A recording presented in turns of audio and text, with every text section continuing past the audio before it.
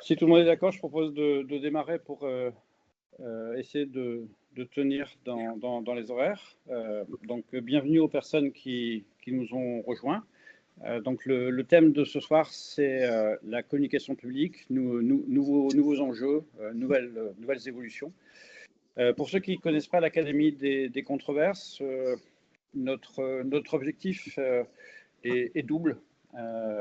L'Académie des controverses, c'est avant tout des chercheurs en sciences de la communication qui ont pour but de travailler sur des thèmes qui peuvent poser problème, qui peuvent générer des controverses, mais de les analyser de manière la plus rigoureuse, objective, scientifique, académique possible. C'est-à-dire de ne pas être dans des débats quasi idéologiques, mais de voir ce que les sciences de la communication peuvent apporter à ce sujet-là. Donc l'idée de la communication publique, c'est justement essayer de voir quelles peuvent être les controverses possibles au niveau de la communication publique. Et puis le deuxième axe un peu de nos activités, c'est d'essayer de voir ce qui existe dans les recherches en sciences de la communication pouvant avoir un impact, une utilité auprès des professionnels, des praticiens. Donc, au niveau des sciences de la communication, dans le domaine de la communication publique, qu'est-ce que les recherches peuvent nous dire et en quoi est-ce que les sciences de la communication peuvent aider des professionnels en communication publique. Donc, l'objectif de la conférence de ce soir, c'est justement essayer de voir un peu l'ensemble de ces sujets. Voilà, et pour ceux qui nous découvrent pour la première fois, rendez-vous sur notre site internet ou sur notre page LinkedIn pour avoir plus d'informations et vous tenir au courant de nos actualités. Voilà, je propose immédiatement de passer la parole à Erwan Lecoeur, qui va présenter les intervenants de ce soir et qui va animer la discussion. Merci à vous. Merci beaucoup Thierry, merci à toutes et tous de nous avoir rejoints. Alors, nous ne sommes pas encore en complet, des gens vont arriver au fur et à mesure, mais comme l'ensemble de ce que nous dirons va être enregistré, eh bien, les personnes qui arriveraient en retard pourront se reporter pour les premières minutes à l'enregistrement vidéo.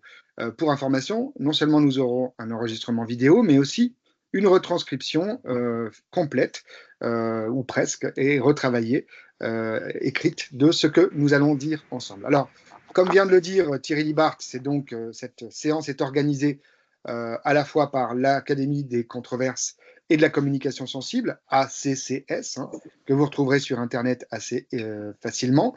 Donc ça, c'est le premier point. Il y a également le laboratoire Lab Fluence de l'université de l'UQAM, Université Québec à Montréal, qui est co-organisatrice, avec notamment Bernard Mutolski qui est ici et qui va tout à l'heure nous faire une conclusion à nos débats. Et donc qui représente bien ici l'UQAM.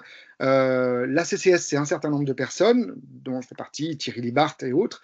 Et nous avons aussi des partenaires, l'agence CIDIES notamment, le cabinet Occurrence et l'Association nationale des communicants. Voilà pour le cadre général.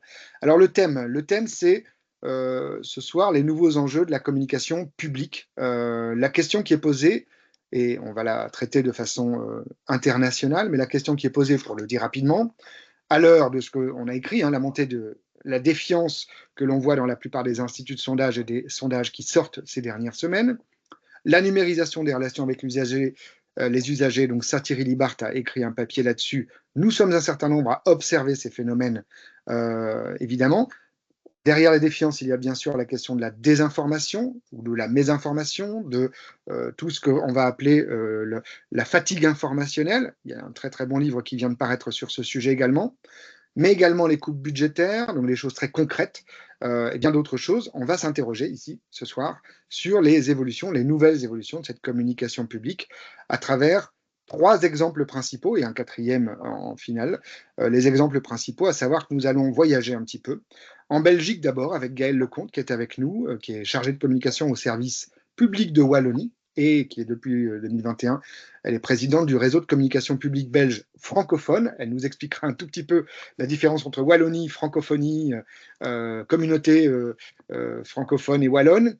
Donc ça s'appelle WBcom, W Wallonie, B comme Bruxelles, et c'est de la communication. Journaliste, elle est journaliste de formation, elle a développé depuis près de 20 ans une expertise en stratégie de communication des institutions publiques et évidemment des plans médias. Donc ce sera notre première intervenante ce soir. On va donc monter un peu pour les Français, partir un peu à l'est pour les Québécois, vers la Belgique francophone. Ensuite, je vous propose de partir, de faire un grand pas pour les continentaux, belges, français ou suisses, et d'aller directement au Canada, ou plus exactement au Québec, avec Philippe Dubois, un professeur en communication et en gouvernance à l'École nationale d'administration publique, l'ENAP, qui fait un peu penser à une grande école française, qui est en fait au Québec, et donc à Québec. Politologue de formation, il travaille principalement sur la communication et le marketing en contexte public, mais aussi politique, les technologies numériques, on aura peut-être une question spécifique sur ce sujet, et les enjeux contemporains de gouvernance, bien sûr. Alors, il y a une expérience pratique aussi de la communication dans le contexte public,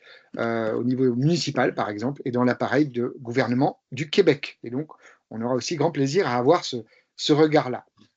Et puis, on reviendra en France pour celles et ceux qui sont en France aujourd'hui, ce n'est pas forcément la majorité du genre ce soir, avec Dominique Bessières, donc, qui est à Rennes. Donc on est en France, mais quand même un peu à l'extérieur, puisqu'on est quand même en Bretagne.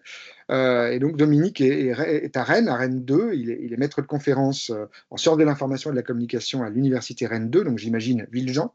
Il est membre du laboratoire Préfixe, spécialiste de communication publique. Il est expert à la fois de la recherche, hein, donc le HCERS. Pour les non-français, vous ne pouvez pas comprendre, mais c'est en gros les gens qui évaluent les autres. Et en ce moment, il y a une grosse polémique sur la question de qu'est-ce que fait le HCERS en France. Alors, évidemment, tous les projets de recherche, de thèses, colloques, revues. Et il est vice-président également, relations professionnelles, de la SFSIC, qui est la Société française des sciences de l'information et de la communication. Et il est également administrateur de communication publique, qui est une grande association, et membre de la FCI. Voilà, donc avec toutes ces casquettes, Dominique nous dira tout à l'heure un petit peu ce que depuis la France et la Bretagne, on peut dire de la communication publique aujourd'hui. Et puis, nous aurons, elle est arrivée un peu après les autres, mais on a très envie de l'entendre pour autant, Cécile Gruyère, qui viendra, qui est la secrétaire générale de la Société suisse romande de relations publiques. Un peu comme BWCom et la communication publique pour la Belgique francophone et la Wallonie, eh bien là, ce sera la Suisse romande. Pour le dire rapidement, je crois comprendre que c'est la Suisse qui parle le plus le français. Voilà, pour le dire rapidement. Voilà. Et donc, je ne me suis pas présenté, je vous prie de m'en excuser. Je suis donc Erwan Lecoeur. C'est moi qui animerai cette session. Et moi, je suis enseignant-chercheur en sciences de l'info et de la com. Je suis sociologue de formation. Je suis ici à Grenoble, près des montagnes. Et je fais partie du laboratoire Grézec, qui se penche sur les questions de communication. Voilà. J'ai essayé de faire court, condensé, rapide et de parler vite pour ne pas que ça nous prenne trop de temps les présentations, même si c'est absolument nécessaire. Et ce que je vous propose, c'est que tout de suite, on passe à la première intervention, qui va se dérouler, chaque intervention, donc je le dis rapidement, va se dérouler en environ 15 minutes. Je propose que nous conservions les questions pour la fin, en tout cas les questions plus globales, les questions de compréhension évidemment. À chaque intervention, vous pouvez intervenir, poser des questions dans le chat de compréhension, d'élucidation d'un certain nombre de choses, et sinon, on va conserver un moment à la fin pour poser des questions plus larges, pour revenir sur un certain nombre de choses qui auraient pu être dites ici ou là. Je rappelle que tout ce que nous dirons et ferons est filmé, la vidéo sera sur la chaîne YouTube de l'ACCS après, et qu'il y aura également une retranscription écrite de tout ce que nous disons. Voilà. Donc s'il n'y a pas d'objection, je vous propose de passer à notre première intervenante, puisqu'il s'agit d'une intervenante, bien que son prénom soit un prénom masculin, mais elle nous expliquera peut-être ça parmi d'autres choses. Gaël Lecomte, donc bonsoir. Bonsoir pour la Belgique, mais pas pour le Québec. Hein. Je vous rappelle, il est 13h. Bonjour, bonsoir. Bonjour et bonsoir.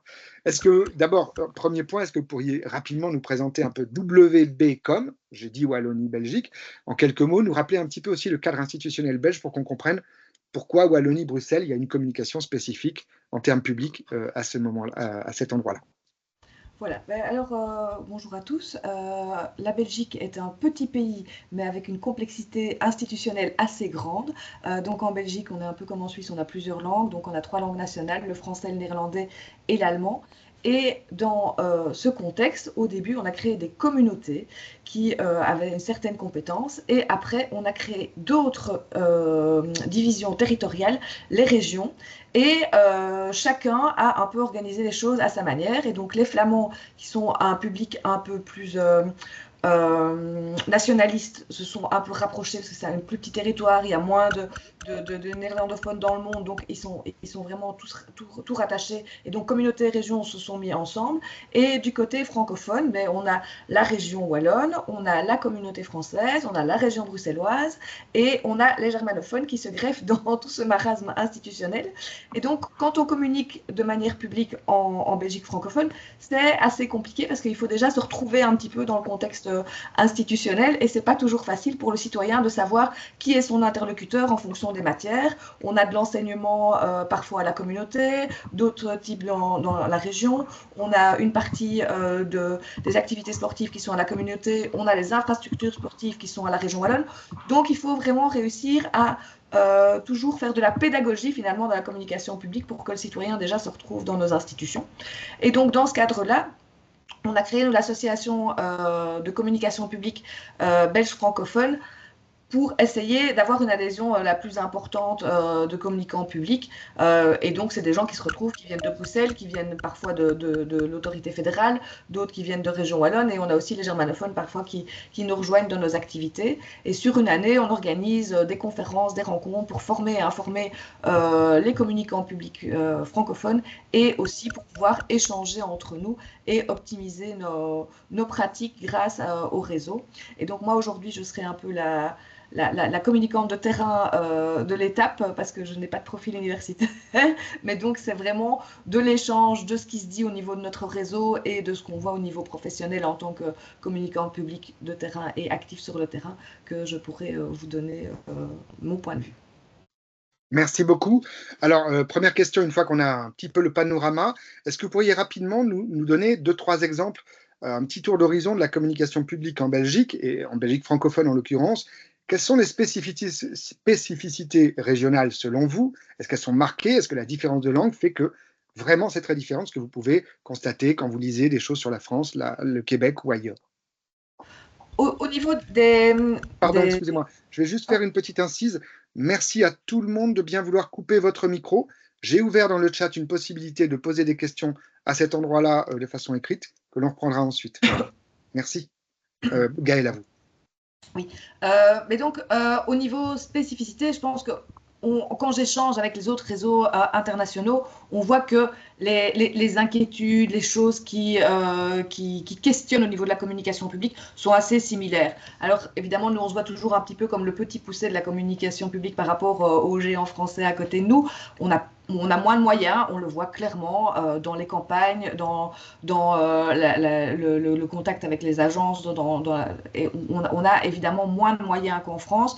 La communication publique est encore parfois très peu professionnalisée dans certaines petites entités qui n'ont pas de communicants publics. On voit beaucoup de petites communes en Belgique qui n'ont pas encore de communicants publics.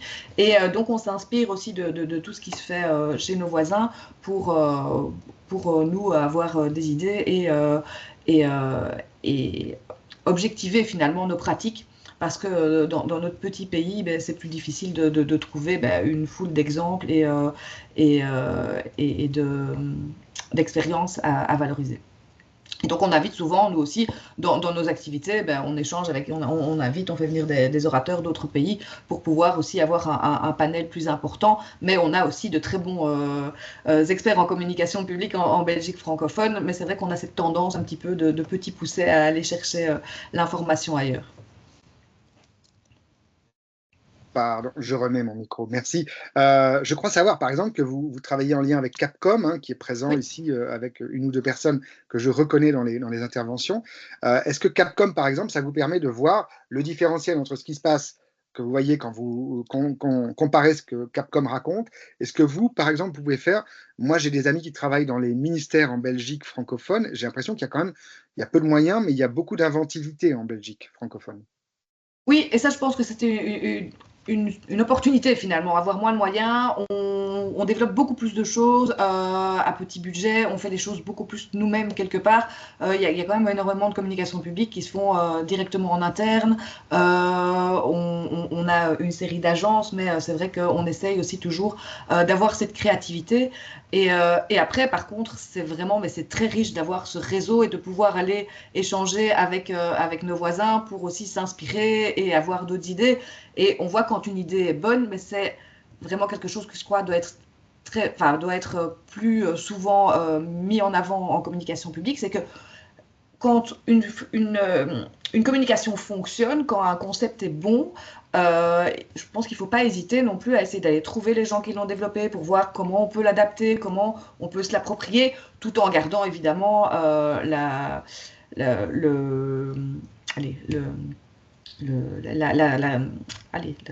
droit d'auteur, dans le respect des droits d'auteur et dans le respect de la personne qui a créé. Mais je pense que c'est vraiment quelque chose qui doit se faire au niveau de nos réseaux. Et surtout, à l'heure actuelle, on voit que les coupes budgétaires vont se faire un petit peu partout au niveau des institutions et que, comme souvent, quand on commence à réduire les budgets, on se dit où est-ce qu'on va réduire les budgets.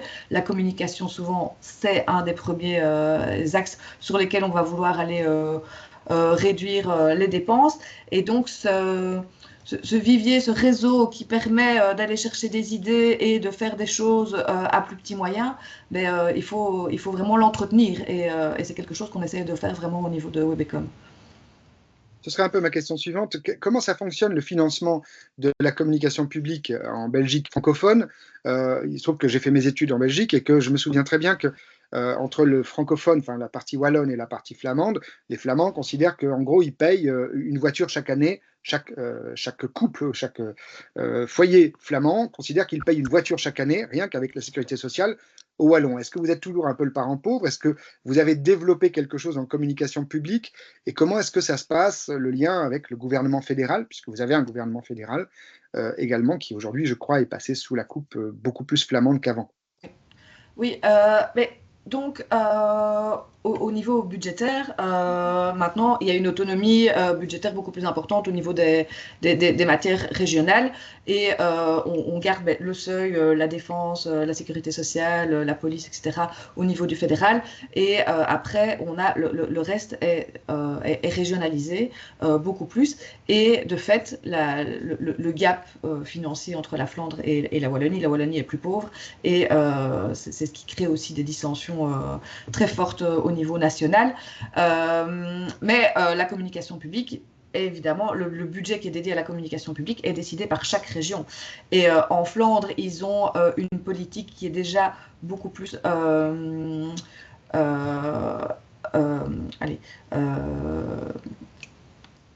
je perds mes mots.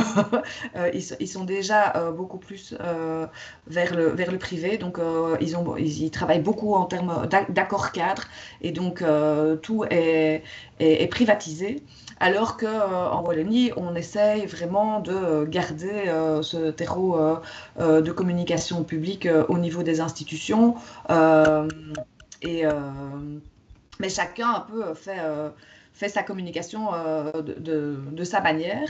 Et on l'a vu quand une grande crise arrive comme le Covid, là, on a réussi à tous se parler et à fonctionner ensemble. Mais depuis, je trouve qu'on a fait un pas en arrière assez impressionnant depuis les 5 dernières années. C'est qu'on est retourné dans des communications assez clivées, où chacun communique de son côté et où même parfois, au sein même d'une institution, c'est assez difficile de différencier quel service a fait quoi parce que chacun veut communiquer de son côté et que on repart dans des excès plutôt que de vouloir essayer d'optimiser les communications et de se dire que derrière, c'est l'usager, c'est le citoyen qui doit recevoir l'information et le recevoir de manière correcte et concrète et pas en fonction de l'intérêt finalement de celui qui la donne. Et ça, c'est quelque chose qui est très prégnant chez nous pour le moment.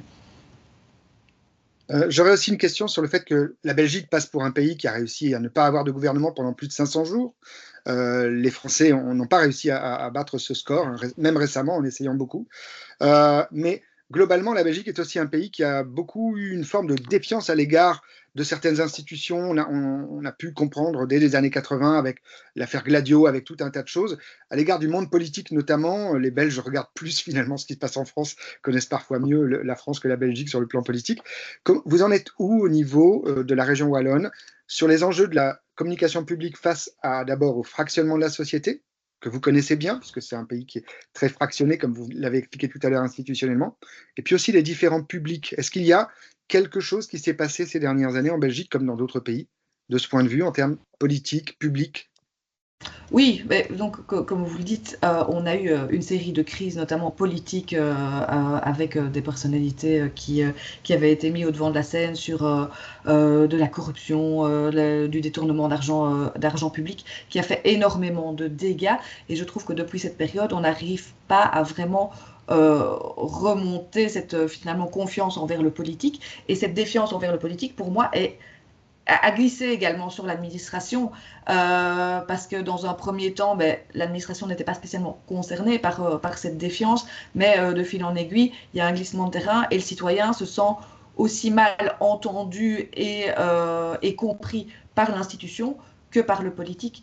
Et dans les grands enjeux dans lesquels on va faire face par rapport à justement cette population très fractionnée, ces citoyens qui sont inquiets, qui ont peur par rapport à tout ce qui se passe, mais qui donc du coup se retournent parfois vers des courants qui pensent pouvoir répondre à leurs craintes.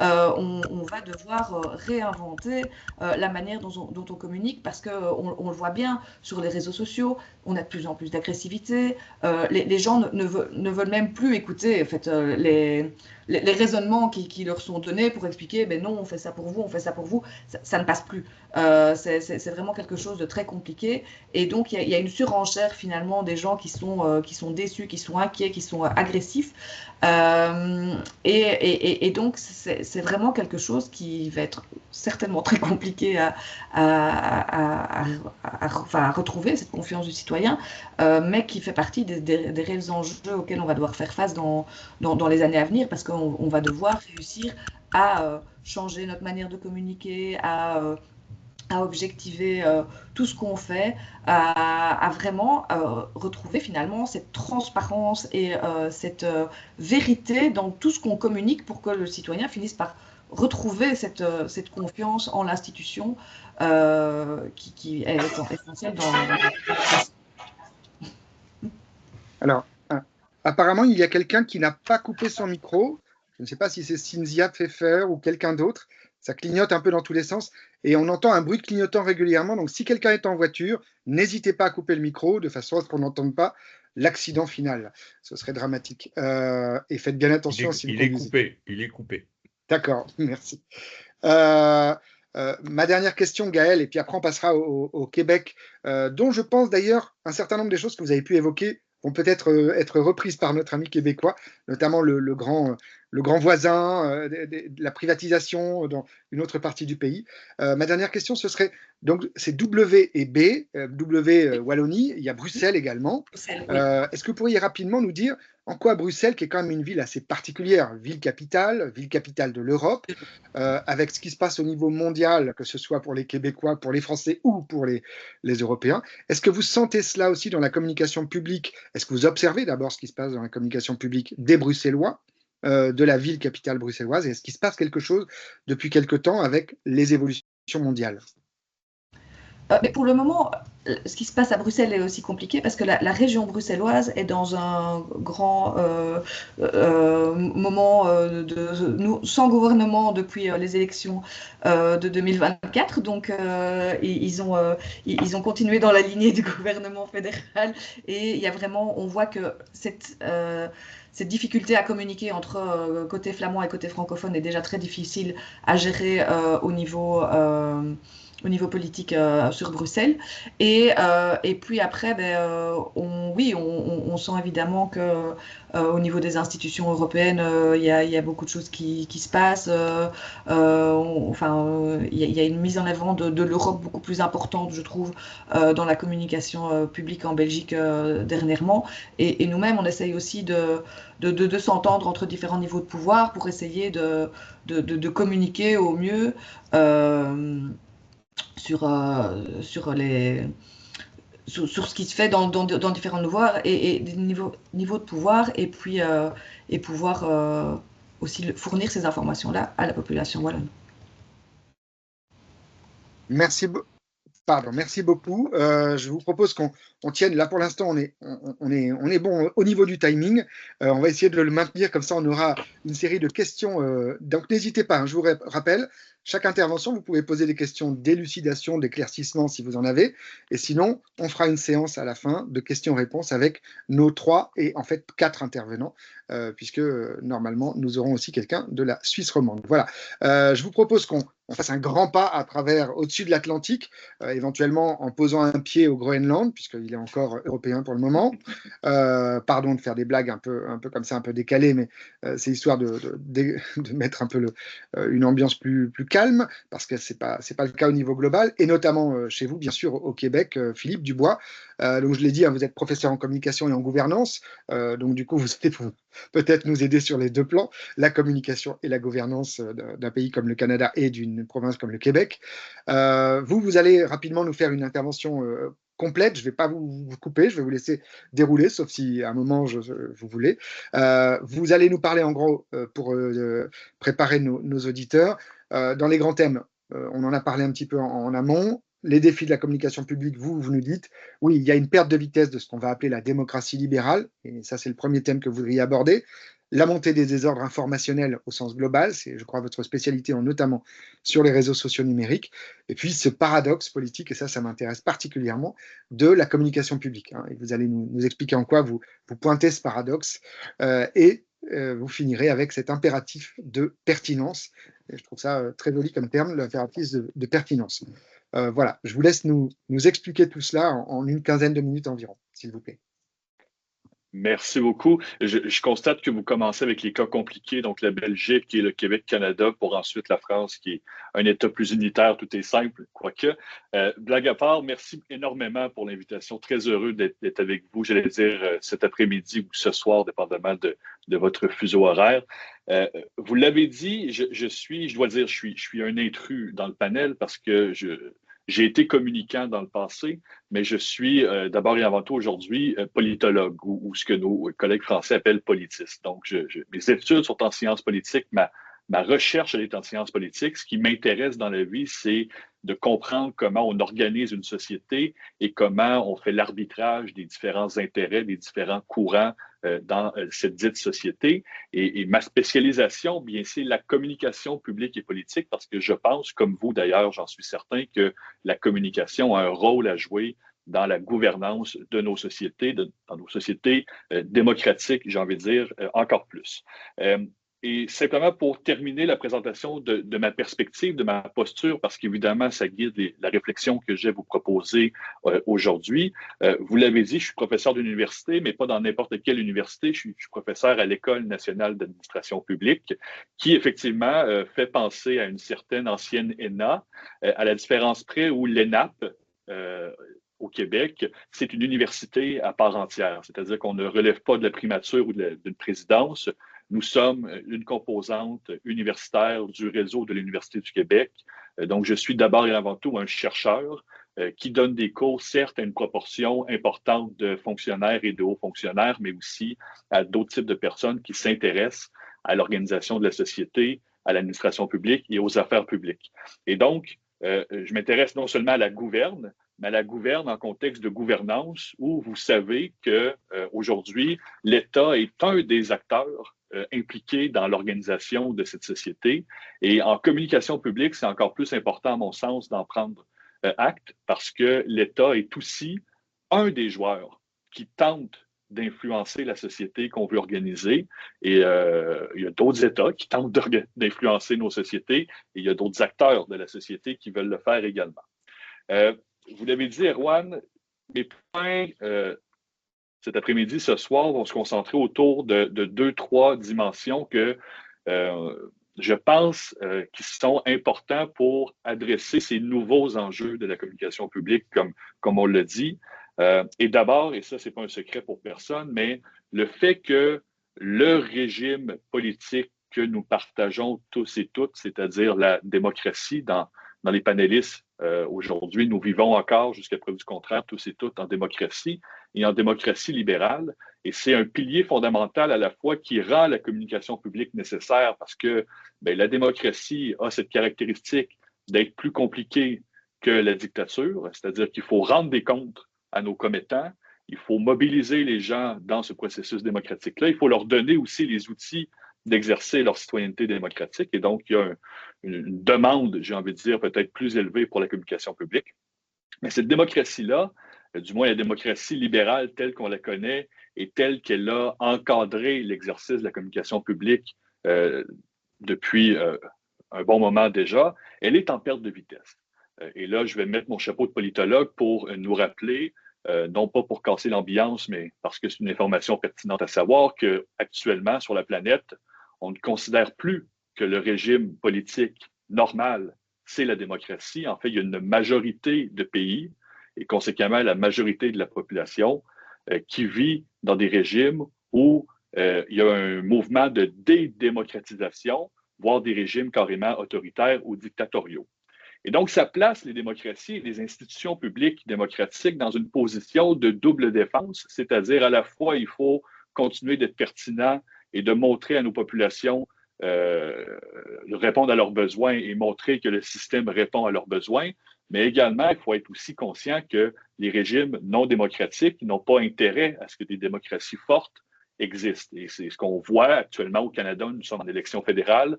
On parle beaucoup ces jours-ci d'ingérence étrangère, directe, indirecte, via les diasporas, peu importe, mais il y a des régimes non démocratiques ou en processus de dédémocratisation qui tentent d'influencer, on se doute bien négativement, les processus normaux d'une démocratie comme le Canada.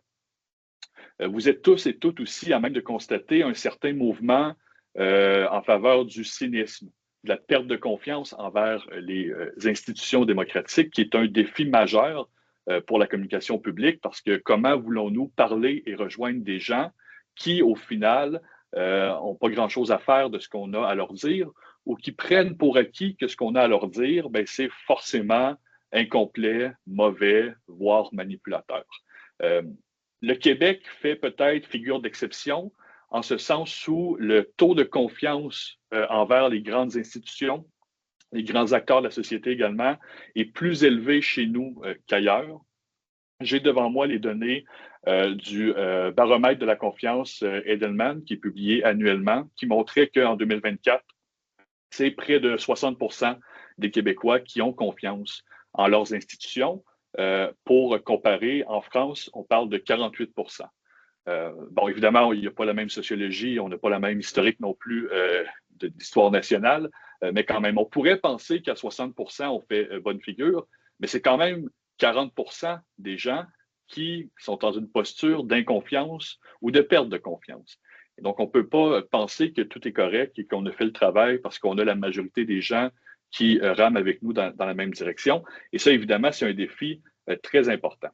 Et donc, je vous dis tout ça pour poser déjà que les fondements même, les fondations, le carré de sable, le cadre, le terrain de jeu qui a guidé la communication publique depuis longtemps, il n'est peut-être plus aussi solide qu'avant et que ça demande à la fois des réflexions sur les façons de faire, mais aussi sur les effets que l'on veut créer en communiquant auprès de différents publics. Et il y a les désordres informationnels parce qu'évidemment, si les colonnes du temple commencent à vibrer, il y a aussi, parce qu'il y a un courant fort, un vent fort qui touche toutes les démocraties et plus largement, qui sont les désordres informationnels. Vous les connaissez très bien. L'Académie a d'ailleurs récemment tenu un événement sur le sujet, la désinformation, la mésinformation, mais aussi la remise en question d'acteurs traditionnels comme les journalistes, par exemple, qui, jusqu'à tout récemment, étaient les principaux diffuseurs et les principaux créateurs de l'information publique pertinente pour exercer notre citoyenneté démocratique.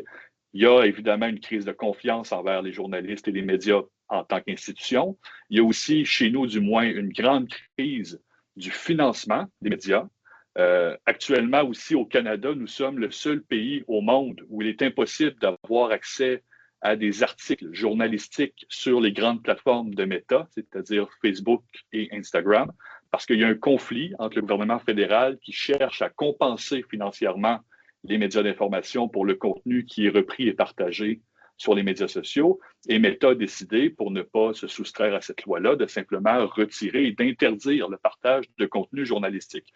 Donc, c'est plus difficile actuellement au Canada et au Québec de s'informer sur Facebook que de visionner des vidéos de chats, des petites annonces et tout ce que vous pouvez penser. Et donc, pour les citoyens, ça complique aussi notre vie, mais pour les organisations publiques et politiques aussi, parce qu'on le sait, le contenu médiatique était aussi une source importante pour crédibiliser des contenus, pour diffuser l'information, pour faire circuler la nouvelle. À partir du moment où les deux plateformes, ou du moins dans les deux plateformes de médias sociaux les plus utilisées par les Québécois et les Canadiens, on ne retrouve plus de contenu journalistique, ça force à trouver des alternatives qui ne sont sans doute pas les plus faciles. Et les désordres informationnels qui sont accélérés par l'intelligence artificielle générative et par les dynamiques du web social que l'on connaît très bien, c'est-à-dire aujourd'hui, vous et moi, nous sommes tous et toutes à la fois des créateurs, des créateurs et des diffuseurs de contenu, mais maintenant aussi, on a l'intelligence artificielle qui peut accélérer le processus, qui peut créer d'autres types de contenus. Bien, plus que jamais, la concurrence à la fois des contenus et des cadres interprétatifs est présente, du moins en ligne. Et ça, à mon sens, ça complique la tâche de celles et ceux dont c'est le métier de diffuser de l'information véritablement utile, mais parfois qui n'est pas la plus attrayante ou la plus sexy pour le commun des mortels qui, généralement, lorsqu'on navigue sur Internet, lorsqu'on navigue sur les médias sociaux, on n'a pas notre chapeau de citoyen à la recherche de l'information la plus pertinente pour se forger une opinion. On a souvent une posture où on cherche à se divertir, à se changer les idées, à prendre contact avec des amis, et donc on tend moins spontanément l'oreille à de l'information qui pourrait nous être utile. Ce qui nous amène, en mon sens, à ce que j'ai envie d'appeler le paradoxe de la communication publique, où s'il est vrai qu'il y a une tendance importante dans les démocraties à la politisation de la communication publique au sens partisan du terme, c'est-à-dire cette fâcheuse tendance qu'ont les élus à vouloir s'approprier les moyens de communication étatiques ou gouvernementaux à des fins partisanes, phénomène que l'on retrouve à divers degrés dans les différentes démocraties, mais aussi à divers paliers de gouvernement. Il ne faut pas oublier que si on ne veut pas donc encourager la politisation au sens partisan, la communication publique, en mon sens, demeure forcément un acte politique. Et j'entends ici politique au sens d'organisation de la société, voire d'incarnation et de défense de la démocratie que l'on sert. Parce que les administrations publiques, les organisations publiques sont là pour donner des services, mais aussi pour faire vivre cette démocratie-là. Ils en sont l'incarnation. C'est l'incarnation en politique publique de choix démocratiques. Et donc, ils ont un rôle comme communicateurs de faire valoir cette démocratie-là en faisant valoir leurs actions, leurs responsabilités, leur rôle dans la démocratie. Et lorsque des gouvernants ou des gouvernantes disent que c'est une simple dépense, la communication publique, et qu'au final, c'est peut-être pas si nécessaire que ça ou qu'on devrait revoir les budgets, je pense que c'est un peu un manque de vision stratégique parce que communiquer maintenant, c'est exister. Et si nos institutions publiques font l'économie de la communication, c'est aussi laisser le champ libre à d'autres personnes qui n'ont pas l'intérêt public en tête de priorité dans leurs actions et dans leur façon d'agir. Je voulais donc, dans cette mouvance-là, insister sur le besoin, puis Mme Lecomte en parlait juste avant moi, de la professionnalisation de la communication publique. Les attentes sont très élevées, les attentes, elles sont peut-être même exponentielles. On veut avoir de l'information facilement, rapidement. On veut qu'elle soit utile. On veut qu'elle soit attrayante. Et comme citoyen, souvent, on ne veut pas faire trop d'efforts pour la trouver dans un contexte où il y a une forte concurrence pour notre attention et où les algorithmes, les grands médias sociaux, un paquet d'acteurs n'ont plus soit les moyens d'antan ou n'ont pas la volonté que d'autres avaient de nous fournir cette information-là de façon rapide et attrayante. Et donc, la professionnalisation, c'est donner au premier chef les moyens nécessaires, certes, à nos institutions pour communiquer, mais pas seulement. Il faut aussi, à mon sens, et là je suis très prof de l'ENAP en disant ça, il faut aussi donner les moyens à nos organisations de développer des expertises qui leur sont propres, qui peuvent développer en interne et qui peuvent surtout s'intégrer dans leur réalité. Parce qu'on a beau regarder ce qui se passe aux États-Unis ou ce qui se passe dans d'autres contextes nationaux, on peut s'en inspirer certes, mais nous parlons à divers degrés à des communautés qui ont leurs caractéristiques propres, qui ont leurs besoins particuliers, qui ont également leur réalité et leur environnement particulier. Et en communication, c'est très important à voir. C'est plus important de prendre en compte ces particularités-là pour développer une bonne communication publique que de copier ce qui a fonctionné dans un autre contexte en disant, ben ça va forcément fonctionner dans le nôtre parce que regardez, ça a été partagé, ça a été liké, ça a fait la nouvelle. Ce que je dis à mes étudiants, c'est qu'il faut d'abord et avant tout avoir une bonne pensée stratégique avant même de penser aux moyens tactiques. Parce que oui, les paillettes, ça attire l'œil, mais encore une fois, si on cherche à parler à une clientèle ou à des segments de la population qui ne veulent pas voir de paillettes, bien, on a beau en mettre plus, on ne réussira jamais à attirer leur attention.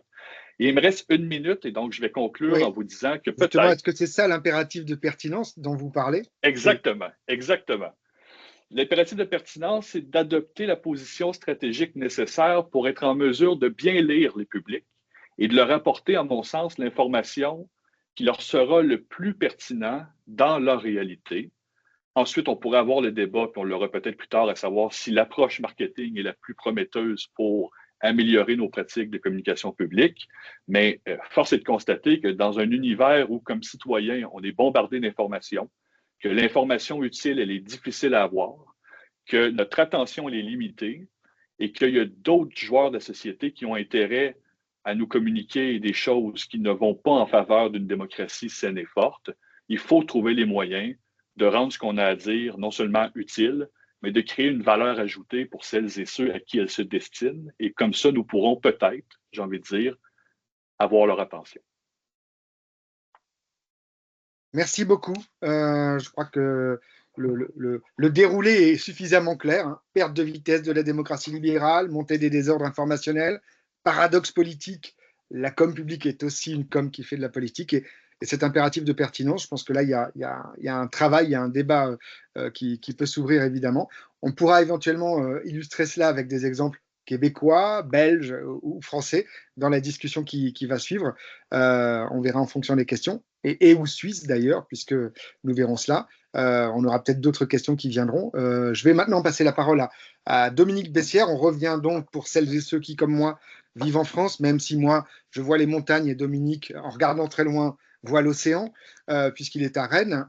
Donc, Dominique, vous êtes maître de conférence à Rennes 2, alors, université qui en France, pour la communication, a une longue histoire. Et vous, ce que vous nous proposez d'aborder, d'ailleurs, je crois savoir qu'un article va prochainement paraître qui reprendra en grande partie, ou en partie du moins, les éléments que vous allez nous proposer.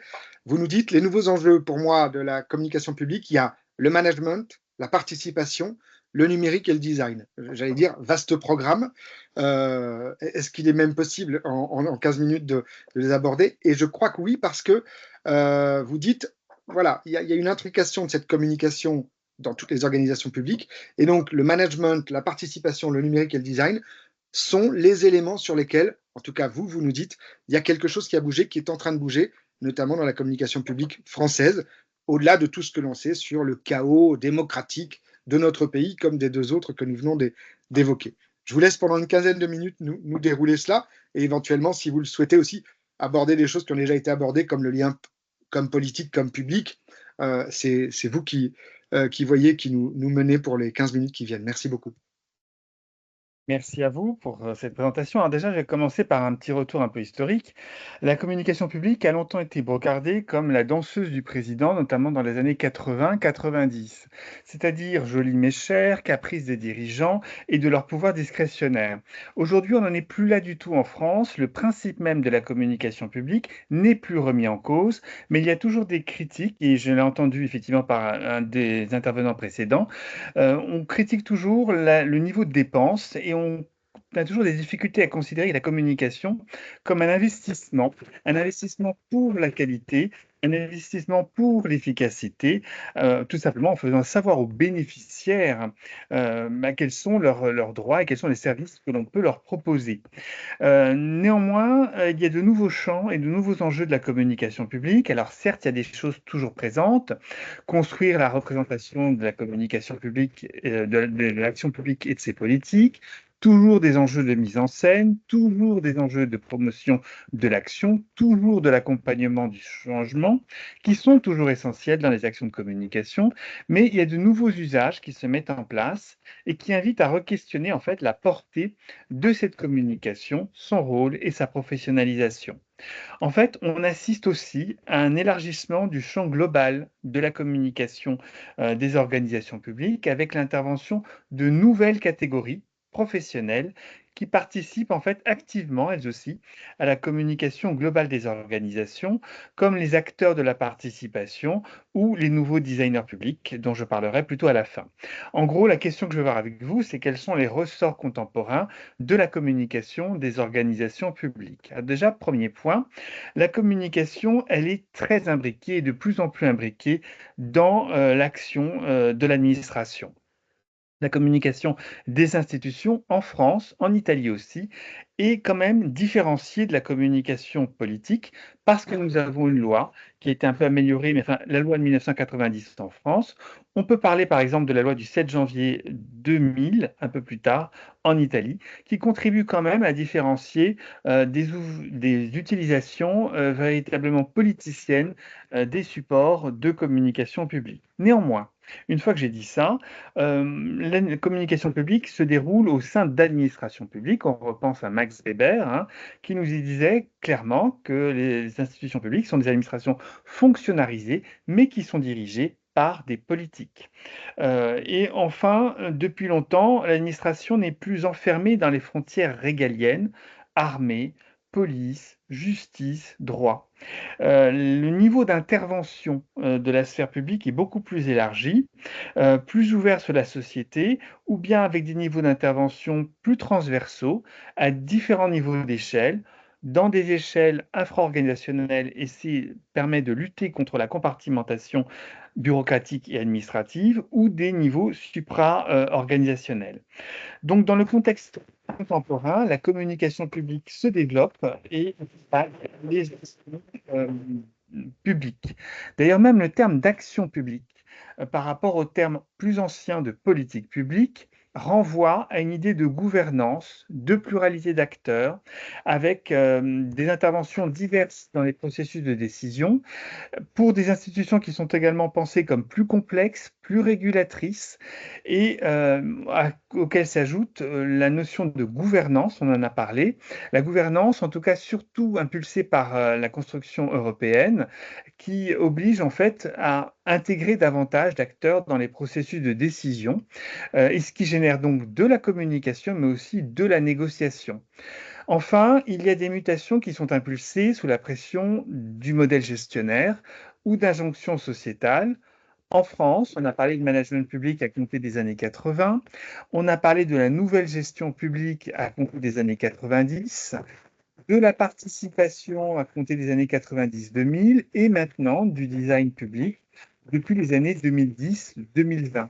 Tout ceci contribue à faire évoluer le champ professionnel de la communication des organisations publiques en France, mais également à une échelle internationale, notamment européenne. Enfin, ça prend en compte de plus en plus des méthodologies en fait, d'anticipation des attentes et de représentation du public qui obligent ou qui forcent ou qui amènent au développement de nouvelles politiques publiques et peut-être davantage de prise en compte de la communication. Enfin, il y a les processus managériaux qui sont plus présents, qui imposent leur mutation, suivant une logique qui demeure toujours top-down. Alors, il s'agit en fait d'un changement lent de paradigme qui ajoute au modèle bureaucratique qui demeure, hein, qui est toujours orienté sur les moyens, sur les contrôles normatifs, mais qui y ajoute aussi, et donc qui complexifie, un modèle managérial qui est plus orienté sur les résultats, et on parle aujourd'hui de performance publique. On le voit aussi dans un vocabulaire managérial qui est beaucoup plus présent, immobilisé par les acteurs dans les institutions publiques. On parle par exemple de city branding, de marketing territorial, de marque. Tout ce vocabulaire est en référence à l'efficacité concurrentielle des entreprises, mais on note aussi qu'il y a des retours de balancier avec par exemple deux villes rivales. Je donne un exemple entre Lyon et Saint-Étienne en France, qui ont été longtemps rivales et qui avaient donc des marketings différents et qui aujourd'hui sont regroupés dans une coopération territoriale pour offrir de plus grandes capacités d'accueil au développement économique. Donc, il y a aussi une recherche d'un nouvel équilibre entre coopération et concurrence. Enfin, il y a de nouveaux mots d'ordre gestionnaires, comme la RSE, qui sont d'une certaine façon repris dans une dimension presque managériale dans les institutions publiques. Je prends un exemple, le guide de la communication responsable, qui est piloté par l'ADEME, c'est l'agence publique qui est en charge de la transition écologique et qui sert vraiment de référence aujourd'hui pour les professionnels, y compris dans les agences, y compris dans les institutions publiques. Euh, Aujourd'hui, on voit que cette image gestionnaire, elle est également portée avec ces enjeux autour de la RSE, même si on pourrait dire que la RSE fait partie pleinement, enfin pas la RSE, mais plus exactement les préoccupations environnementales peuvent faire partie pleinement d'une dimension d'intérêt général. Enfin, la communication, elle est de plus en plus marquée par associée à une préoccupation forte, affichée, d'efficacité de la communication publique. Troisième point, ça a été un peu dit aussi par un de mes prédécesseurs.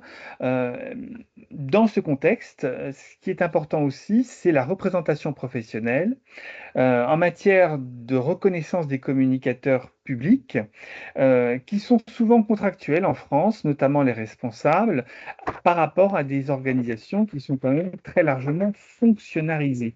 Donc avec des statuts qui sont différents, et donc il faut donc mettre en scène et trouver des références pour la communication publique.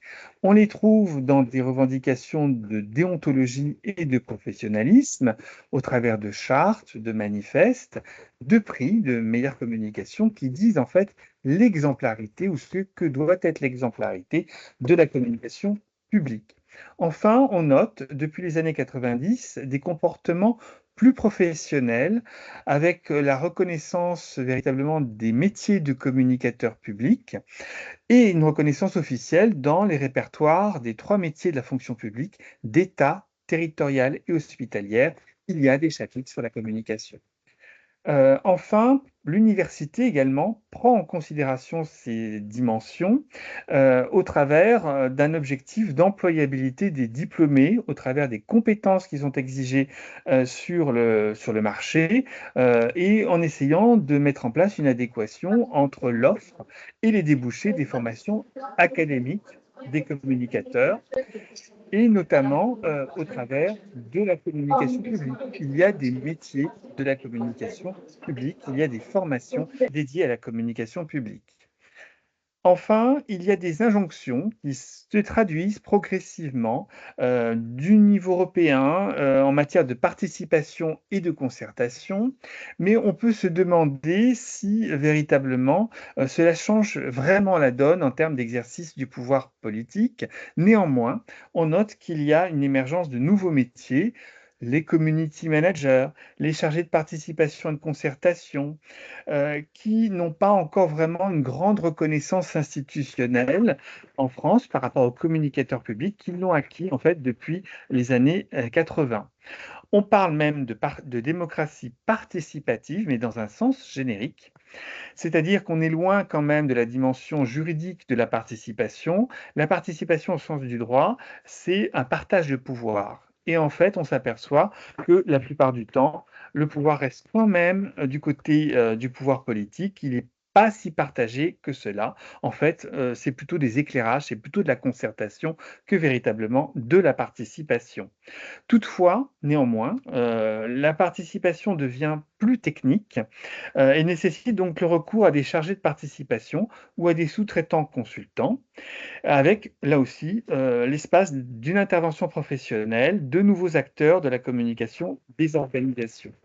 Mais c'est une communication publique qui devient aussi plus numérique, qui intègre donc de nouveaux enjeux de management dans les services ou de modernisation des supports de communication, avec plusieurs questions qui sont soulevées, celles, on l'a dit un petit peu tout à l'heure, de la souveraineté numérique, de la participation des citoyens, de l'open data, du cadre légal de protection des données et des personnes, notamment en Europe, le fameux RGPD. Euh, et c'est très important par rapport à des plateformes digitales qui sont quand même, pour les réseaux sociaux, majoritairement privées et étrangères. Facebook, Instagram, X Twitter, une part même pas TikTok, qui a été un petit peu blackboulé des institutions européennes. Et c'est l'objet d'un rapport du Conseil d'État. Donc, le Conseil d'État, c'est le sommet des juridictions administratives, mais c'est aussi, comme son nom l'indique, le conseiller de l'État. Et le Conseil d'État a établi un rapport en 2022 intitulé Les réseaux sociaux, enjeux et opportunités pour la puissance publique. Donc, c'est vraiment une question aujourd'hui pour les organisations publiques. Enfin, on voit que les réseaux sociaux sont utilisés notamment en matière de gestion de crise, mais on s'aperçoit qu'il y a une dimension communication publique dans cette communication, puisque souvent, en fait, les communicateurs publics vont lisser les messages pour éviter les risques de mauvaise interprétation, puisque justement, la parole officielle publique doit être une référence. Donc, il faut lisser pour éviter les risques d'interprétation.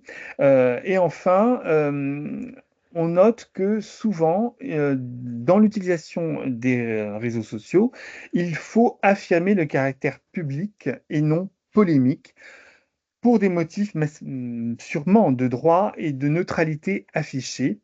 Et c'est très important dans le cadre de la plateformisation de l'État. Donc je tiens les temps, j'en arrive un petit peu à quelques éléments de conclusion.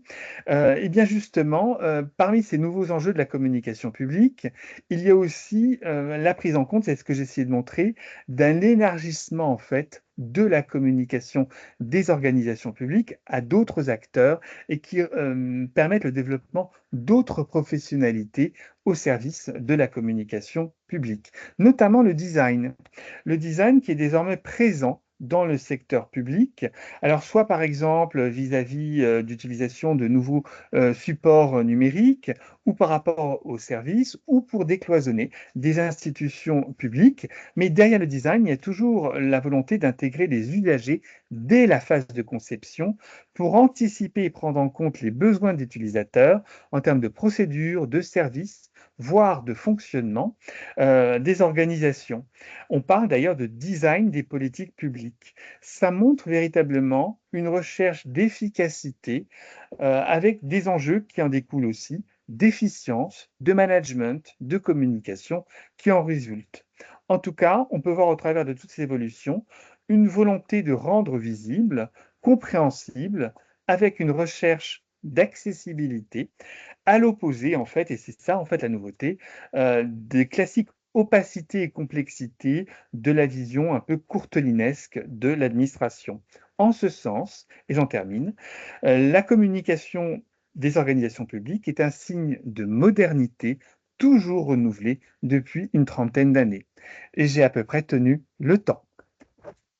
Parfaitement, parfaitement tenu le temps et tous les trois, merci beaucoup. Vous avez été parfaits et de ce point de vue et évidemment de ce que vous avez partagé.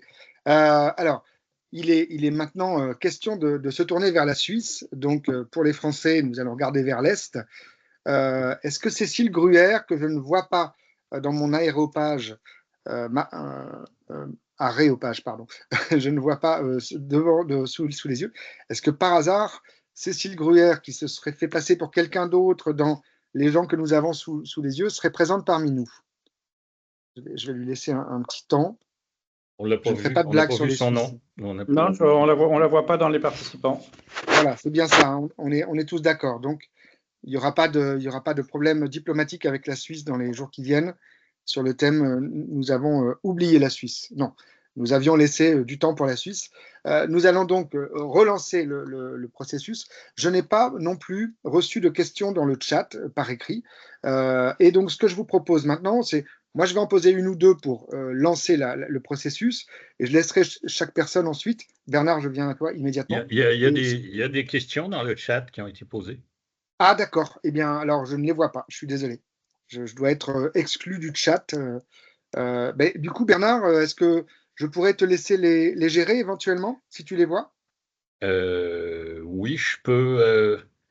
On peut passer rapidement à travers les questions qui ont été posées. Il y a Anne-Marie Coton qui... je ne sais pas, est-ce que vous voulez intervenir? Alors, plutôt que de lire les questions qui ont été posées au fur et à mesure. Madame Coton? Oui, à vrai dire, je n'avais pas posé de questions, j'avais simplement fait part, il y a pas mal d'échos, hein. J'avais fait part du fait qu'au niveau de la communication publique en Belgique, on avait également cette dimension de la politisation. Et par rapport à ça, j'avais fait référence à un article ou un chapitre que j'avais fait paraître avec ma collègue Julie Clément, qui est directrice générale au niveau fédéral, sur une analyse de la communication publique lors de la crise de la Covid. Merci. Alors, tous les participants Pardon. peuvent aller voir. Allez-y.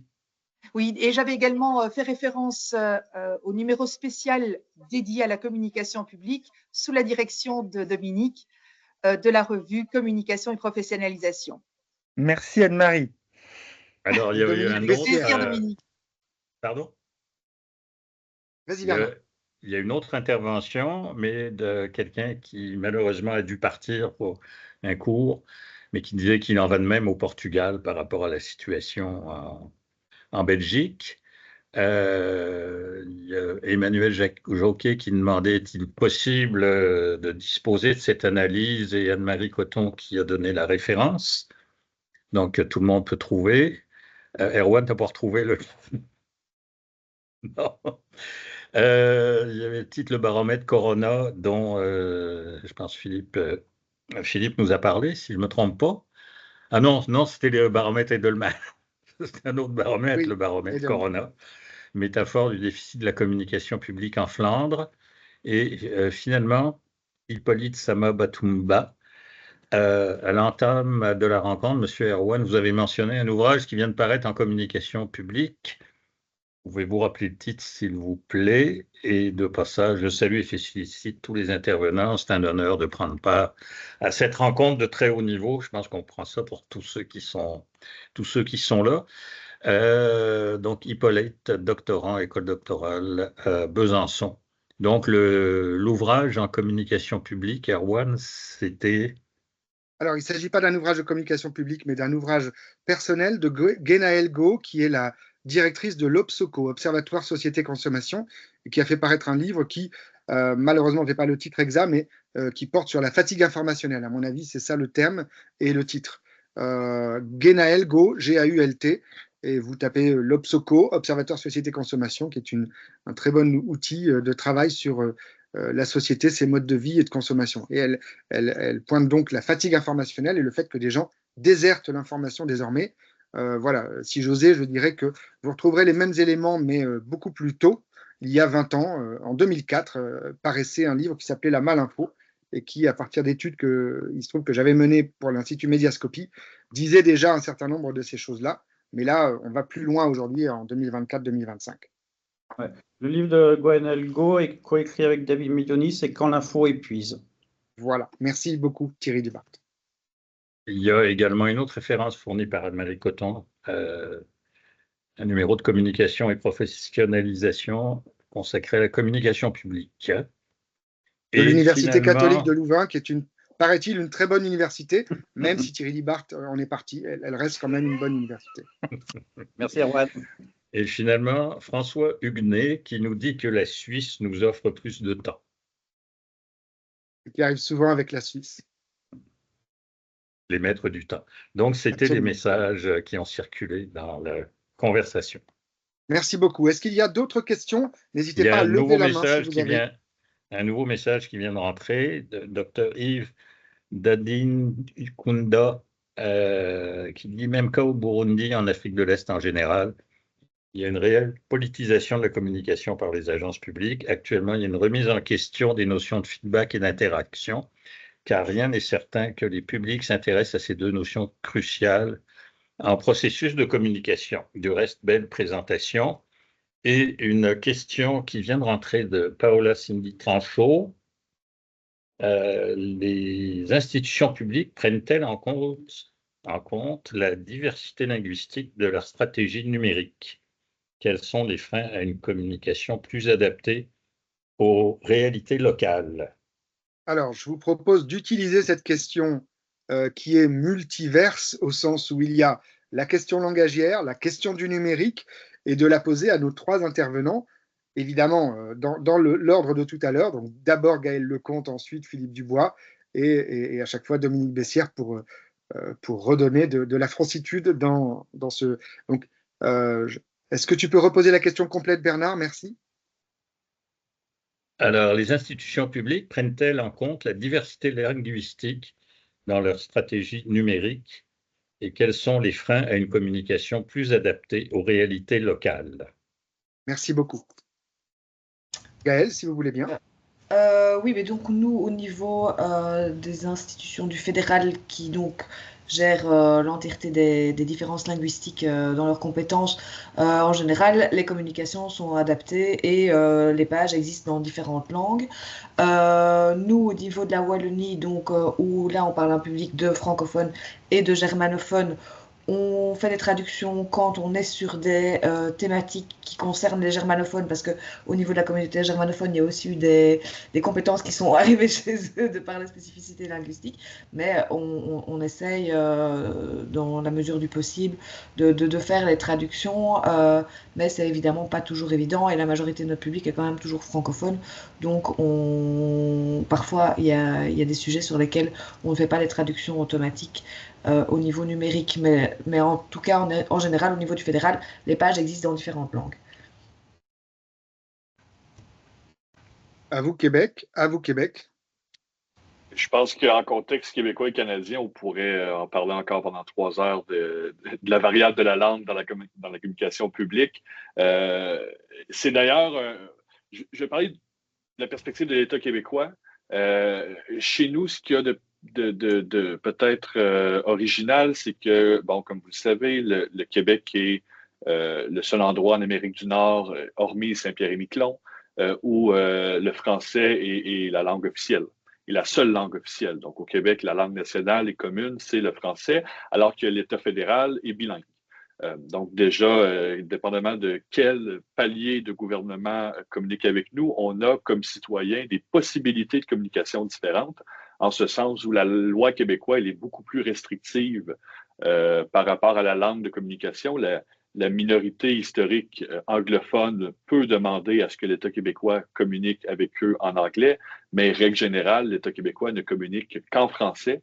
Et le gouvernement actuel, dans un processus de préservation et de mise en valeur de la langue nationale, notamment auprès des nouveaux arrivants, tend à restreindre la possibilité à ce que l'État québécois communique en anglais avec sa population. Donc, il y a un enjeu très politique ici. Puis quand je vous disais que la communication publique a aussi une notion très politique, on n'est pas dans la politisation au sens partisan du terme, mais on est clairement dans la mobilisation de la communication publique à des fins d'organisation de la société et dans ce cas-ci de promotion de la culture. Et peut-être un mini-exemple pour terminer, on voit par exemple que des partis fédéraux, parce qu'ils pensent que c'est plus efficace de le faire ainsi, communiquent notamment par des publicités Facebook avec certains segments de la population dans des langues non officielles. Et on a vu, entre autres, les conservateurs, lors d'une campagne précédente, publier des publicités en mandarin auprès de certains segments de la population en Colombie-Britannique, colportant des fausses informations. Mais comme c'était de la publicité ciblée, donc par principe pas accessible à tout le monde, et qu'en plus c'était dans une langue qui n'était pas une des langues officielles, mais ça a pris un certain nombre de temps avant que les médias puissent mettre la main sur cette information-là et comprendre véritablement de quoi il s'agissait. Et en communication, on sait que le temps, c'est une variable importante. Donc, à partir du moment où ça a été rendu public, les publicités avaient déjà été diffusées auprès des cibles visées. Il était un peu trop tard, comme on dit chez nous, pour remettre le dentifrice dans le tube. Je peux peut-être poursuivre si mon collègue Oui, merci pour cette expression. Si jamais tu en as une à peu près du même acabit, Dominique, je suis preneur. Ah ben, il y a le curé d'Ars qui c'était de remettre les plumes sur la poule qu'on avait plumée. Il y a une autre question. C'est Anne-Marie Coton, mais qui mentionne Bernard, que Susanna... Bernard, oui. On va laisser Dominique finir de répondre à la question, même si la question langagière est moins prééminente, je ne le cache pas en France. Attention, en Bretagne, elle l'est énormément. Je me permets de vous le dire au en cas Bretagne, alors je vais juste vous dire Mais le numérique. Voilà, quelques éléments. Donc, je vais être rapide, rassurez-vous, je ne vais pas vous trop prendre la parole. La question langagière, elle concerne surtout certaines régions où il y a une identité forte, et où notamment il y a des langues vernaculaires. Mais c'est aussi des reconstructions, ces langues vernaculaires. Par exemple, en Bretagne, il y a le breton bretonnant, si vous voulez, et puis il y a le gallo qui est en fait très proche. Du français. Gallo-romain, c'est un peu ça. Rennes, par exemple, c'est la partie gallo. C'est pas la partie breton-bretonnant. Et pour autant, on voit très bien aujourd'hui, lorsqu'on est à Rennes, qu'il y a des affichages qui sont faits en breton-bretonnant, alors même que Rennes n'est pas dans le champ du breton-bretonnant, qui est plutôt en fait sur les pourtours et vers le Finistère. De la même façon, en Corse, c'est aussi des langues vernaculaires. Je connais bien parce que j'ai des origines corse. Entre le nord et le sud, on ne parle pas tout à fait la même langue, en fait. Il y a des différences fortes de vocabulaire, de prononciation. Et pour autant, on a une sorte de construction un peu théorique sur une langue qui est reconnue politiquement parce qu'il y a des enjeux identitaires et politiques qui sont à la clé. Donc, je me méfie un peu de ces reprises de langue qui ne sont peut-être pas toujours aussi neutres qu'on pourrait le penser. Enfin, par rapport au numérique, eh bien, on voit quand même que c'est quelque chose qui se développe énormément. On voit la plateformisation. Pourquoi? Eh bien, parce que ça coûte globalement moins cher, mais avec des problèmes, me semble-t-il. C'est qu'il y a tout de même des parties de la population qui sont laissées de côté. À peu près toujours un cinquième d'électronisme. Et donc, cette communication, certes, s'est développée pour des raisons de coût, pour des raisons de facilité, pour des raisons de rapidité, mais elle laisse de côté quand même une partie de la population et c'est un réel problème puisque les institutions publiques, normalement, sont là pour faire sens auprès de tous. Enfin, je ferai juste un petit point par rapport à la séparation politique, communication publique. En France, on a quand même des éléments pour faire la différence. Dans certains autres pays, ce n'est pas le cas. Mais même en France, par exemple, la communication des ministres, c'est plutôt de la communication politique. Alors que dès lors qu'on parle des ministères, on va être plutôt dans la communication publique et donc institutionnelle. C'est un petit peu compliqué à comprendre, mais il y a quand même des barrières. Et en entendant mes collègues, j'ai plutôt l'impression que ces barrières sont peut-être moins fortes dans leur contexte. Voilà, je m'arrête là. Bien. Merci bien, Dominique. Bernard, si tu veux poursuivre sur les questions. La conversation, il y a plusieurs questions. Il y en a une précise. C'est Anne-Marie Coton qui relaye ce que Susanna, celle qui a dû partir et qui nous parlait du Portugal, pose, c'est à se demander si la francophonie incluait la diplomatie publique dans la communication publique. Est-ce que quelqu'un... Du coup, la question peut s'adresser aux 3 personnes présentes, puisqu'elles font toutes les 3 parties de la francophonie. Alors, je vais peut-être juste donner quelques éléments. Il me semble que la diplomatie, c'est quand même une présentation politique. C'est-à-dire que normalement, c'est une représentation d'enjeux étatiques. Et donc, je suis un peu gêné qu'on puisse dire que la diplomatie publique puisse être de la communication publique. Il me semble qu'on est vraiment sur une présentation d'enjeux de reconnaissance, de valorisation de l'État, mais au travers d'une action politique vis-à-vis de l'extérieur. Est-ce que la francophonie inclut a priori une dimension de diplomatie publique? Oui. Si on la traite bien, si je puis dire, on voit bien qu'en France, peut-être que c'est lié, je ne sais pas, à la façon récente dont notre président Emmanuel Macron est intervenu au niveau de la francophonie. On note quand même qu'il y a moins d'influence, mais qu'il y ait justement peut-être à une tentative d'influence politique du président qui n'est peut-être plus, comment dire, un rapport avec les attentes des autres pays francophones. Donc Anne-Marie, je ne sais pas si je réponds vraiment à ta question, mais voilà quelques petites réflexions. Merci beaucoup, Dominique. Enfin, c'est surtout pour Susanna parce que elle démarre tout ce parcours de professionnalisation et d'institutionnalisation de la communication publique au sein de l'université de Lisbonne. Et c'est une question qu'elle se pose. Donc, au niveau de inclure ou ne pas inclure cette dimension de la diplomatie publique lorsqu'on traite de la communication publique. Merci. D'accord. Est-ce que le Québec ou la Wallonie auraient quelque chose à ajouter sur ce sujet?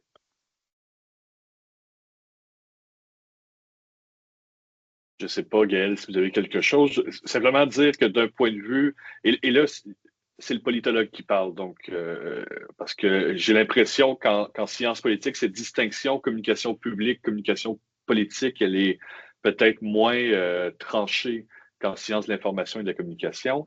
Mais d'un point de vue québécois, et rappelons que le Québec est dans sinon la nation non souveraine qui fait le plus de diplomatie. À Paris, par ailleurs, on a ce qu'on appelle la quasi-ambassade, qui n'a pas le statut d'ambassade, mais qui est à peu près l'équivalent à quelques responsabilités près. Et on a un réseau international de représentation à l'étranger.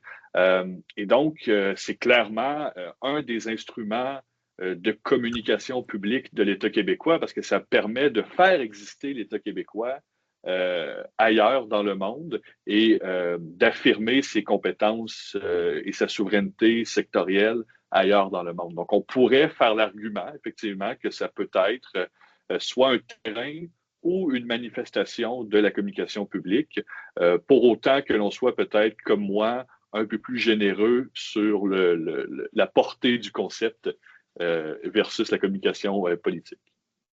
Moi, je rejoindrais Philippe avec l'exemple justement de nous, c'est l'administration qui s'appelle Wallonie Bruxelles International qui gère cette diplomatie wallonne et qui utilise évidemment ces diplomates aussi comme levier de communication et dans les deux sens, quoi. Mais voilà, donc je pense que ça rejoint exactement ce que Philippe vient de dire. Merci. Bernard, les questions qui suivent peut-être? Je rouvre mon micro. Stéphanie Yates, qui était à l'Université Laval, qui sans doute a peut-être boycotté l'université, mais elle avait un signal très mauvais et elle a dû quitter. Mais elle avait une question qu'elle lançait aussi au regard de ce qui se passe aux États-Unis avec une politisation forcenée de la machine publique par le pouvoir politique. Est-ce que c'est une tendance que vous voyez aussi chez vous? Cette tendance-là, on en a parlé à plusieurs reprises, mais est-ce que, compte tenu de la situation actuelle, le danger est plus fort ou plus prononcé? Alors, j'aurais peut-être une petite remarque. Il y a eu un livre qui est sorti il y a quelques années qui était gouverné par les fake news.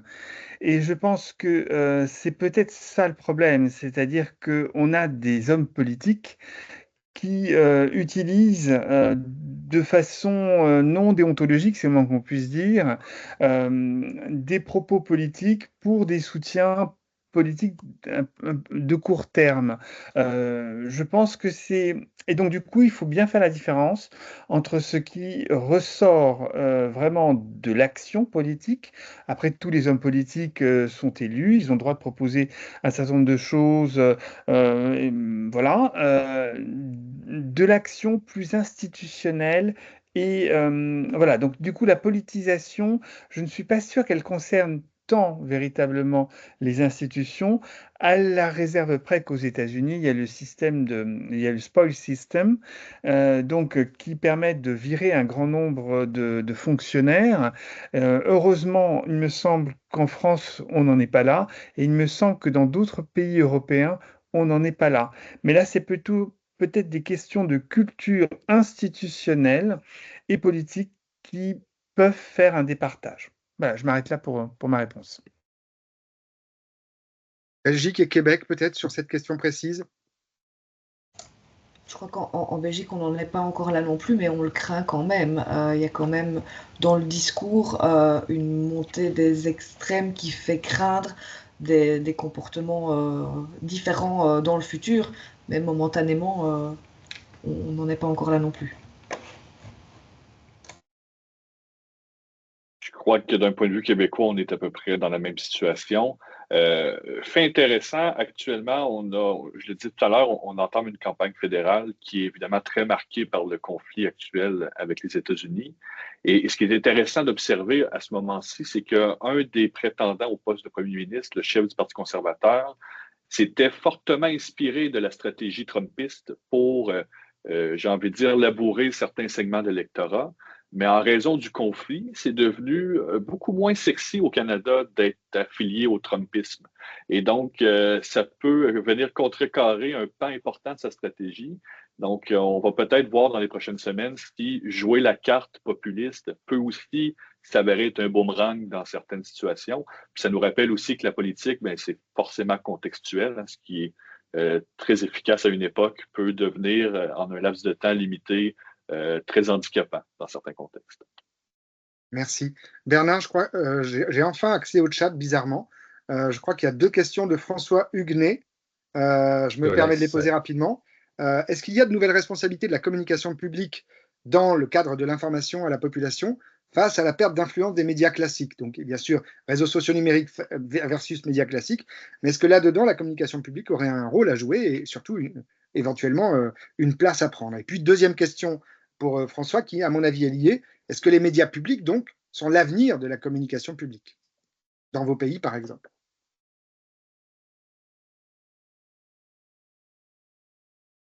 Alors, je vais peut-être commencer par une Oui. version un peu historique. Déjà, au départ, en fait, du développement de la communication publique en France, en tout cas, il y a justement la volonté des institutions publiques et notamment des collectivités territoriales d'avoir accès à des médias parce qu'elles considéraient, on a beaucoup de mairies en France, hein, on a certainement trop, on a 32 000 mairies, et considéraient que la dimension locale, par exemple, n'était pas assez traitée dans les médias. Donc oui, il y a cette volonté pour les institutions publiques de se doter de leurs propres médias. Est-ce que ça peut remplacer les médias classiques? J'en suis pas tout à fait sûr.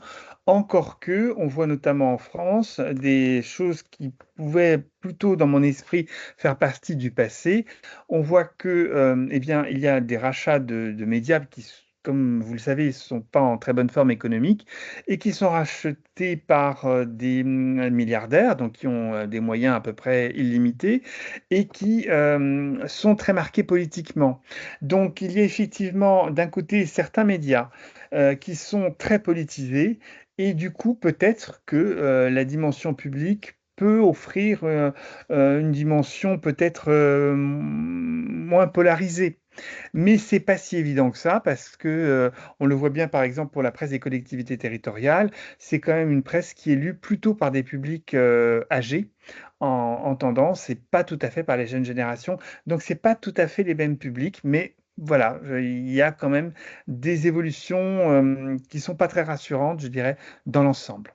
Voilà, j'arrête. Je me permets un tout petit point. Je pense que ce serait peut-être intéressant pour nous, en tant qu'académie, de demander à Occurrence, notre partenaire, ce qu'ils en pensent, puisqu'ils font paraître un baromètre régulier sur la presse locale, la presse publique, et en fait, les journaux d'information des municipalités, des collectivités territoriales, qui est extrêmement suivi par un public qui est de plus en plus vaste selon cette enquête-là, selon ce baromètre.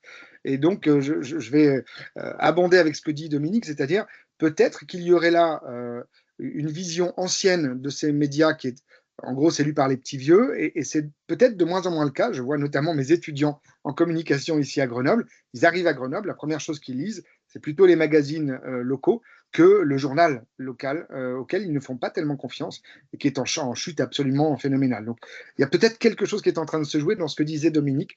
Je pense qu'il y aurait même une petite enquête à mener là-dessus. Au Québec, en Belgique, les médias publics… Juste un point technique, Oui. Il nous reste 2 minutes alors. Oula, oui, il nous reste en effet 2 à 3 minutes. Alors, j'espère qu'elle ne va pas couper. Mais… Oui. Et en plus, Bernard doit nous faire une conclusion pour remettre tout ça en perspective. Donc voilà, le Québec, la Belgique, les médias publics, très rapidement peut-être. Merci. Donc, moi, ce que je pense, c'est que le média public a son rôle, les autres journaux aussi, que pour moi, il n'y a pas de concurrence à avoir dans l'un dans l'autre. Par contre, à l'heure actuelle, comme on parlait tantôt de la coupe budgétaire, ça va être une question qui va arriver, c'est on va couper les budgets, on va supprimer le papier, on va supprimer ce qui coûte cher, et je pense que c'est essentiel qu'on garde ces médias de proximité et ces médias qui donnent de l'information locale, parce que c'est vraiment un gage de démocratie pour nos services publics.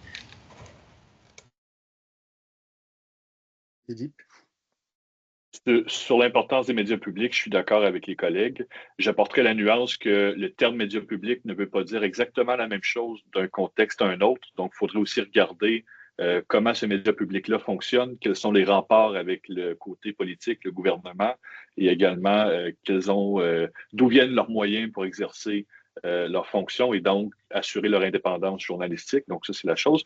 Sur la première question, il y a clairement des nouvelles compétences à développer. Des postes de hauts fonctionnaires d'hier où on n'était pas appelé à communiquer. De plus en plus, c'est une compétence qui est recherchée.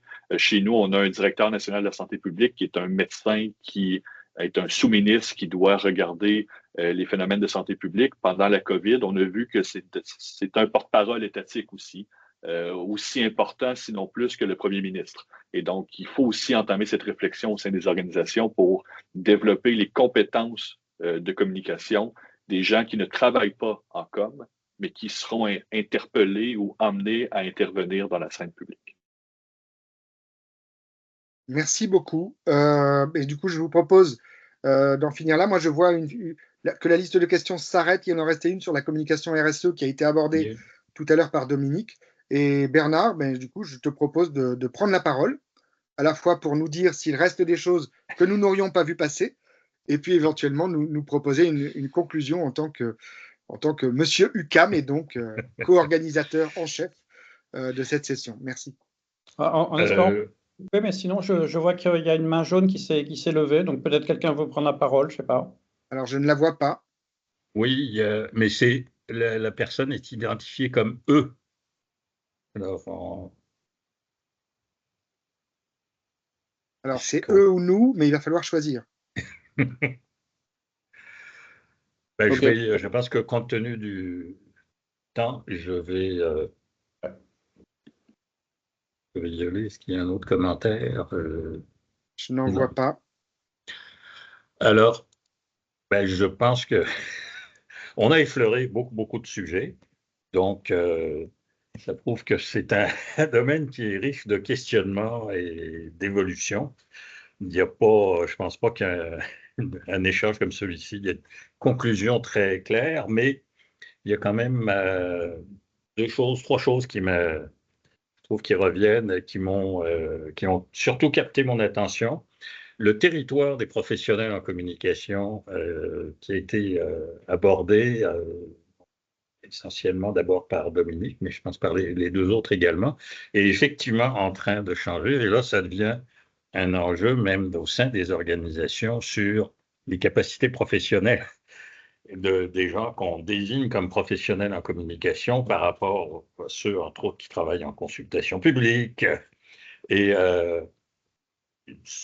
il n'y a pas de grand débat parce que c'est un peu les consultants ou les boîtes qui définissent et les profils ou les intérêts professionnels, mais on voit effectivement un élargissement.